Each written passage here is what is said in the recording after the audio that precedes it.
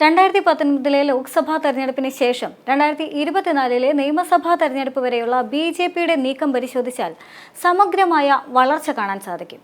എങ്ങനെയാണോ ബി.ജെ.പിയുടെ സംഘടനാ സംവിധാനം പ്രവർത്തിക്കുന്നത്, അതേ തലത്തിൽ തന്നെയാണ് ബി.ജെ.പിയുടെ സ്വാധീനം കേരളത്തിൽ സംഭവിച്ചിരിക്കുന്നത്.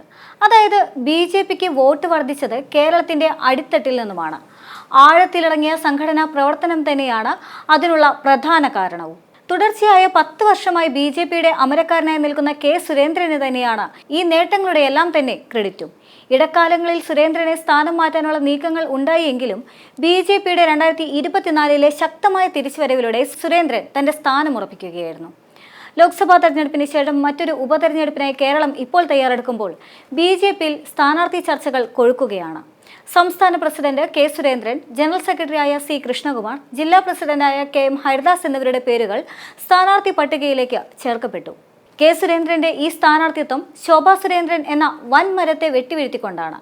കാരണം പാലക്കാട് ഉപതെരഞ്ഞെടുപ്പിൽ ശോഭാ സുരേന്ദ്രനായിരുന്നു അഭിപ്രായ സർവേയിൽ പിന്തുണ ലഭിച്ചത്. 34 പേരുടെ പിന്തുണ ശോഭയ്ക്ക് ലഭിച്ചു. എന്നാൽ ഔദ്യോഗിക പക്ഷം ശോഭാ സുരേന്ദ്രനെ അവഗണിക്കുന്നതായാണ് ഇപ്പോൾ ഉയർന്ന പരാതികൾ മുഴുവൻ. കുമ്മനം രാജശേഖരനാണ് അഭിപ്രായ സർവേയുടെ ചുമതലയുണ്ടായിരുന്നത്.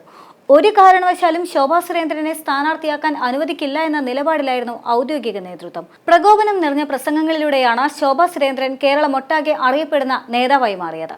90കളിൽ തൃശൂർ മുതൽ വടക്കോട്ടുള്ള പ്രദേശങ്ങളിൽ ബി.ജെ.പി പ്രവർത്തകരുടെ ആവേശമായി മാറാൻ ശോഭാ സുരേന്ദ്രന് സാധിച്ചു. അക്കാലത്ത് ശോഭയ്ക്ക് ഒത്ത ഒരു എതിരാളിയെ പ്രസംഗപീഠങ്ങളിൽ എത്തിക്കാൻ CPM ഒരുപാട് പാടുപെട്ടു.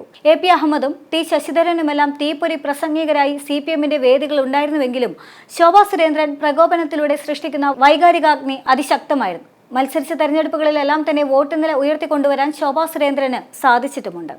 ഇന്നത്തെ ബി.ജെ.പിയുടെ ഭാഷയിൽ പറഞ്ഞാൽ ആ മണ്ഡലങ്ങളിലെല്ലാം തന്നെ സാധാരണ മണ്ഡലങ്ങളിൽ നിന്ന് മാറ്റി A+ മണ്ഡലങ്ങളാക്കി മാറ്റി നിർത്താൻ ശോഭയ്ക്കായി. വാഗ്ധോരണി മാത്രമല്ല തനിക്കുള്ളതെന്നും മികച്ച സംഘടനാ ശേഷിയും കൈമുതലായി ഉണ്ടെന്നും ശോഭ പലവട്ടം തെളിയിച്ചിട്ടുമുണ്ട്. പാർട്ടിക്ക് പുറത്തെന്ന പോലെ അകത്തും ശോഭ പോരാടിക്കൊണ്ടിരിക്കുന്ന നേതാവാണ്. പാർട്ടിക്കകത്ത് ശോഭ നേരിട്ടുകൊണ്ടിരിക്കുന്ന എതിർപ്പുകൾ അവരിൽ കൂടുതൽ വീറും വാശിയും നിറയ്ക്കുകയാണ് ചെയ്തിട്ടുള്ളത്. എന്നാൽ അതേസമയം തന്നെ കെ സുരേന്ദ്രനെ സംബന്ധിച്ചിടത്തോളം അദ്ദേഹം ഏറെ പരാജയങ്ങൾ ഏറ്റുവാങ്ങിയ നേതാവാണ്. ഒരുപാട് തെരഞ്ഞെടുപ്പുകളിൽ അനുകൂല സാഹചര്യം ഉണ്ടായിട്ടും വോട്ട് നില വർദ്ധിപ്പിക്കാനോ മെച്ചപ്പെടുത്താനോ അദ്ദേഹത്തിന് കഴിഞ്ഞില്ല. വയനാട് ലോക്സഭാ തെരഞ്ഞെടുപ്പിലും കനത്ത പരാജയം തന്നെയായിരുന്നു അദ്ദേഹത്തിന് നേരിടേണ്ടി വന്നത്. 2009 2024 ഇടയിൽ കെ സുരേന്ദ്രൻ 4 ലോക്സഭാ തെരഞ്ഞെടുപ്പുകളിലും ഒരു ഉപതെരഞ്ഞെടുപ്പും ഉൾപ്പെടെ 5 തെരഞ്ഞെടുപ്പുകളിലും കേരള നിയമസഭയിലെ മത്സരിച്ചിട്ടുണ്ട്. 2016 മുതൽ അദ്ദേഹം തന്റെ തെരഞ്ഞെടുപ്പ് പ്രകടനം മെച്ചപ്പെടുത്തിക്കൊണ്ടിരിക്കുന്നുണ്ടെങ്കിലും അവയിൽ ഓരോരുത്തരെയും അദ്ദേഹത്തിന് നഷ്ടമായി. ഈ പ്രക്രിയയിൽ കേരളത്തിലെ ബി.ജെ.പിയുടെ വോട്ട് വിഹിതവും പല മണ്ഡലങ്ങളിലും പാർട്ടിയുടെ സാധ്യതകളും വർദ്ധിപ്പിക്കാനും കെ സുരേന്ദ്രൻ സഹായിച്ചിട്ടുണ്ട്. 2021 കേരള നിയമസഭയിലേക്ക് തെരഞ്ഞെടുപ്പ് നടന്നപ്പോൾ അദ്ദേഹം കാസർഗോഡിലെ മഞ്ചേശ്വരത്തും പത്തനംതിട്ട ജില്ലയിലെ കോന്നിയിലും 2 സീറ്റുകളിൽ മത്സരിച്ചു. ഇത് പാർട്ടിക്കുള്ളിലെ അദ്ദേഹത്തിന്റെ വിമർശകരെ ചൊടിപ്പിക്കുകയും ചെയ്തു. മഞ്ചേശ്വരത്ത് IMLന്റെ AK അഷ്റഫിനോട് 745 വോട്ടുകൾക്കാണ് അദ്ദേഹം പരാജയപ്പെട്ടത്. ശബരിമലയിലെ സ്ത്രീ പ്രവേശനവുമായി ബന്ധപ്പെട്ട ധ്രുവീകരണത്തെ തുടർന്ന് ബി.ജെ.പി ഏറെ പ്രതീക്ഷയർപ്പിച്ച മണ്ഡലമായിരുന്നു പത്തനംതിട്ടയിലെ കോന്നി. എന്നിരുന്നാലും മണ്ഡലം ഒരു ഉപതെരഞ്ഞെടുപ്പിന് സാക്ഷ്യം വഹിച്ചപ്പോൾ 2019 നേടിയതിനേക്കാൾ കുറച്ച് വോട്ടുകൾ അദ്ദേഹം CPMലെ KU ജനീഷ് കുമാറിനോട് 29,000-ലധികം വോട്ടുകൾക്കും പരാജയപ്പെട്ടു. എന്നാൽ വയനാട് എന്ന ബി.ജെ.പിയുടെ D ക്ലാസ് മണ്ഡലത്തിൽ കെ സുരേന്ദ്രനെ മത്സരിപ്പിക്കുന്നത് എന്തിന് എന്ന ചോദ്യം ആദ്യം മുതലേ ഉയർന്നു വന്നിരുന്നു. സ്വന്തം നാട്ടിലെ ജനപിന്തുണ തെളിയിച്ചു വരട്ടെ. കെ സുരേന്ദ്രനെ അവസാന നിമിഷം വയനാട്ടിലേക്ക് അയച്ച കേന്ദ്ര നേതൃത്വം ഇതായിരിക്കാം കണക്ക് കൂട്ടിയത് എന്നാണ് വയനാട്ടിലെ സ്ഥാനാർത്ഥി ആരാണെന്നറിഞ്ഞ് അമ്പരന്ന് പോയ സംസ്ഥാന നേതാക്കളിലെ മുതിർന്നയാൾ പങ്കുവച്ച അഭിപ്രായം. ബി.ജെ.പി ഏറ്റവും വിജയസാധ്യത കുറഞ്ഞ കാറ്റഗറിയായ D ക്ലാസിൽ ഉൾപ്പെടുത്തിയ മണ്ഡലമാണ് വയനാട്. എന്നാൽ അതേസമയം തന്നെ ആലപ്പുഴ മണ്ഡലത്തെ A+ വിഭാഗത്തിൽ ഉൾപ്പെടുത്തിയത് ലോക്സഭാ തെരഞ്ഞെടുപ്പ് സമയത്താണ്. ശോഭാ സുരേന്ദ്രന്റെ സ്ഥാനാർത്ഥിത്വവും മണ്ഡലത്തിൽ വലിയ ആവേശമുണ്ടാക്കിയിട്ടുണ്ടെന്ന വിലയിരുത്തലിലാണ് കേന്ദ്രവും ഉണ്ടായിരുന്നത്.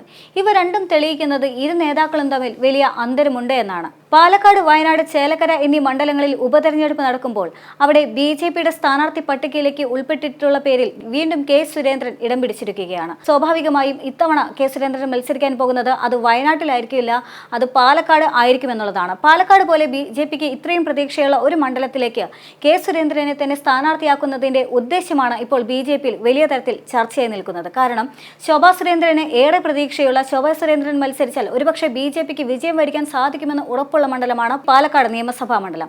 ആ മണ്ഡലത്തിലേക്ക് കെ സുരേന്ദ്രനെ വീണ്ടും മത്സരിപ്പിക്കുമ്പോൾ ആ വിജയസാധ്യത തള്ളിക്കെടുത്തുകയാണ് എന്നുള്ള അഭിപ്രായവും BJPക്ക് ഉള്ളിൽ നിന്ന് ഉയർന്നു വരുന്നുണ്ട്. എന്തു തന്നെയാണെങ്കിലും BJP ഇപ്പോൾ ഏറെ പ്രതീക്ഷയോടെ കാണുന്ന ഈ ഉപതെരഞ്ഞെടുപ്പിലേക്ക് കെ സുരേന്ദ്രന്റെ പേര് വീണ്ടും ചേർക്കപ്പെട്ടതാണ് പ്രധാന ചർച്ചാ വിഷയം.